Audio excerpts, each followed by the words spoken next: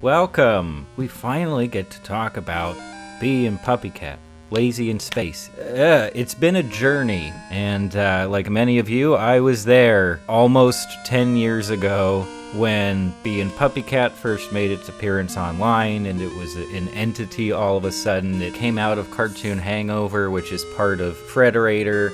Frederator's a studio that has worked with Cartoon Network for a long time. Natasha Allegri is the artist who created the concept behind Bee and Puppycat. We're going to talk about it now. I'm going to give a little bit of background and everything. Also, if you're worried about spoilers, because surprisingly, this is a very spoiler-heavy show, I will try to avoid them as best I can. I haven't finished the run yet. There's 16 whole episodes here, for one thing, so it's long. This is just an impressions video that I wanted to produce and publish as soon as I could. They made some choices in adapting this to a Netflix series. It's taken a long time to get to us. They developed many more episodes originally with Cartoon Hangover / Frederator, a big chunk of which was crowdfunded, and then Netflix picked it up, which was a smart move, at least in my opinion, because Bee and Puppycat on its own, I think, is excellent proof of the fact that internet animation can be extremely popular. We know that, especially from stuff like Has Been Hotel. Can be extremely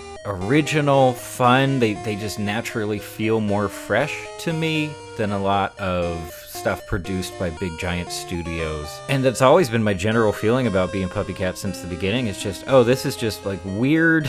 It's fun. It's clearly influenced by anime quite a bit. There's very little structure to a lot of the things that are happening. It's loose, but also the format gives many opportunities to add a bunch of variety. Makes me feel good to see that there's been continued support for the project over almost an entire decade. I have no idea what the production of the Netflix adaptation has been like, but I have a hunch that it was a little bit tricky and maybe even troubled production. Because, as a lot of you already know, roughly 2 years ago, the show leaked, or like a large portion of Lazy in Space just leaked online. And there was a lot of scuttlebutt about that. I don't want to get into all the details. You can find those elsewhere on YouTube. But basically, that just raised a bunch of questions about like what was actually happening. But now that it's officially out, we can talk about it. Okay, more than enough intro. Let's just get to the part where we actually talk about Bee and Puppycat Lazy in Space, available right now on Netflix. As I already touched on, the anime influence is very clear, not only in visual style, but also just in the way that, characters respond, how they're posed sometimes. I would even say that a lot of the voice acting feels heavily influenced by anime, despite the fact that we're getting English audio as the original audio for the show. It still kind of feels like a dub in certain ways, which is different and potentially interesting to me. And by the way, apparently animation production for the show, which I'm pretty sure just means the actual animating of the show, was apparently done by OLM. Like that OLM? I'm pretty sure that's the same OLM that's like one of the biggest names in anime, and that I was just talking about recently with regards to Komi Can't Communicate. OLM also worked on this obscure little series called Pokemon. Maybe you've heard of it, I don't know.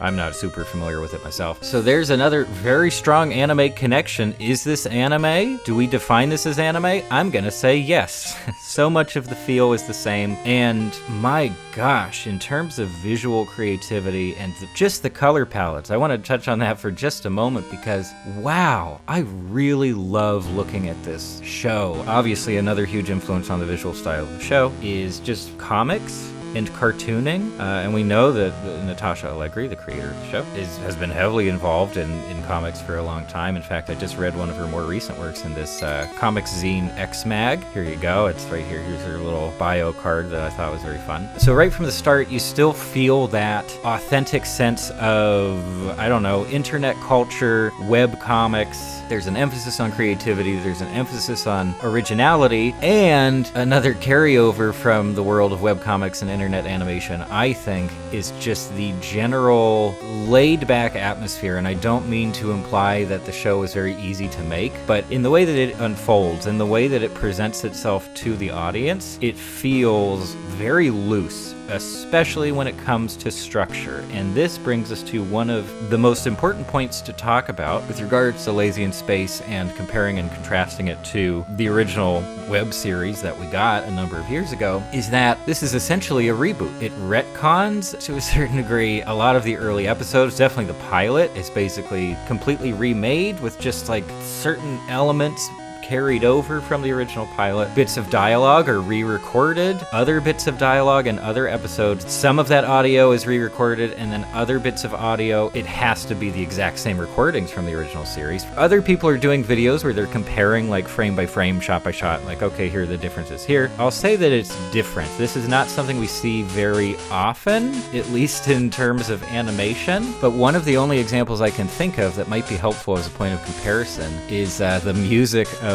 Car Seat Headrest. I used to be a big Car Seat Headrest fan. I'm sure he's still doing great work. I actually interviewed the guy once a long time ago, but that's a story for another day, kids. Anyway, long story short, Car Seat Headrest originally got his start just recording stuff at home, just created a ton of work on his own, very lo-fi sound, just DIY. And then he eventually got a label deal, and as part of that, I don't know whose choice it was. I don't know if it was the label's decision or the artist's decision or whatever, but they re-recorded entire albums of his for the purposes of re-release. So instead of just taking those old albums and printing them on CD, record, whatever, getting them radio play, they just re-recorded a lot of stuff. And I am very conflicted about that, because in my mind, it removes a lot of what was compelling about the original work. It was adapting it, it was translating it in a different sense, there was a lot more money behind it, so it sounded more polished, it sounded much more clean. Okay, on a technical level, that's great, but it doesn't make it a better piece of art. Do you know what I'm saying? And that is 100% applicable to this situation with Lazy in Space, where like, did we really need to redo those episodes or portions of different episodes for the Netflix show? I'm not fully on board with this decision, in fact. It seems like plenty of people are excited about that idea of like, oh, we get to see a different version of that stuff. I'm split, especially in terms of line reads, because I've watched those original episodes so many times, and the voice acting for this show has always been fantastic. I love the voice casting for this show. I'm not crazy about some of the new versions of things, not just dialogue, but also just new visuals or new representations of those scenes, new recreations of those scenes that just don't feel like they have the same punch. They don't feel like they have that same sense of freshness. It's difficult, I guess, to talk about from a critical angle. I don't think that these recreations ultimately harm the show, because I'm pretty confident in the assumption that this decision was made for the express purpose of making it easier for people to get into this show as a standalone experience. They clearly don't want people to have that prior experience of watching the original web series. They want you to just be able to watch the Netflix thing, binge it on its own, and understand what's happening. But here's the issue with that. If the point of rebooting these episodes, recreating specific scenes and images and conversations, if the point of all that was to make the audience, especially like new audience members, people new to the property, feel comfortable and like they understand what's going on and keeping track with all the different elements and potential spoilery stuff, I don't think it's 100% successful, because of the show's general lack of structure. Structure is just not really there, and by structure I specifically mean like a typical television/streaming show structure. Here, some of those elements are present in many episodes, like there is a big thing that happens in plenty of episodes, but then in others, there are multiple big things, and in fact, I would argue that for many of these episodes, it almost feels like a split right down the middle, like 50-50. Like, okay, here's the first half story, and then we have an awkward transition to the story of the second half of the episode. And again, going back to the web series, it's because they're combining multiple episodes of that, which were much shorter. Some of those were what, like 6 minutes, 10 minutes long, something in that range. So why did the Netflix episodes have to be roughly half an hour each? I thought the whole point of streaming service shows is that you don't have to have the same runtime for every episode. Was this a stipulation from Netflix that it had to be as long as possible? And if that's the case, why mash up these particular episodes together? It feels unbalanced in a lot of cases, and it's definitely not my favorite thing in terms of the overall viewing experience. It can feel jarring. And again, if you're making an effort in other areas to make newbies to the show feel comfortable and bring them along for the ride, then why does this other element feel like it's hijacking that? Feels like it's working in the opposite direction. And it is a criticism. Is it a deal breaker? No, it's not. I still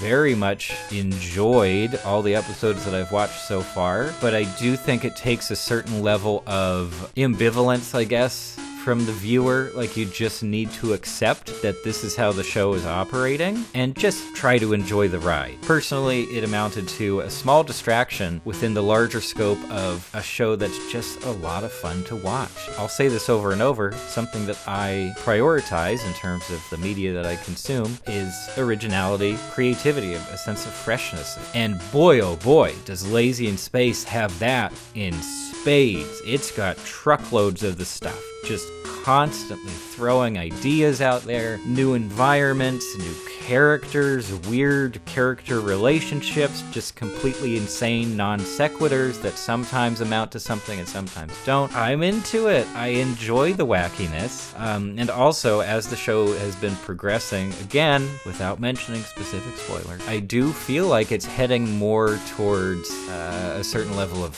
seriousness. There are plenty of twists and turns. There is quite a bit of character backstory and development. These are all positives, and I think many of these aspects are executed very well. Probably one of the best things I can say about the show so far is that when I'm not watching it, and I just have this vague sense in my mind of like, oh yeah, there's something that I want to watch, and I remember it being very good, it's Puppycat. That is the show that I'm thinking of in my subconscious. There's something in my brain that just really enjoys inhabiting this show. I'm incredibly excited to finish it up, and at the same time, not excited because who knows when we're going to get more episodes of this thing. Although, if it follows the pattern of some more recent Netflix animated releases, it's possible that they have a bunch of episodes piled up and that they plan to release subsequent seasons within just a few months or multiple seasons within the same year, which is what they did with Kid Cosmic, it's what they did with Centaur World, and I'm sure other examples I'm not aware of. So if that's the case, cool. I am very excited to just get more and more. It's not perfect. Nothing is. I already mentioned one major criticism about the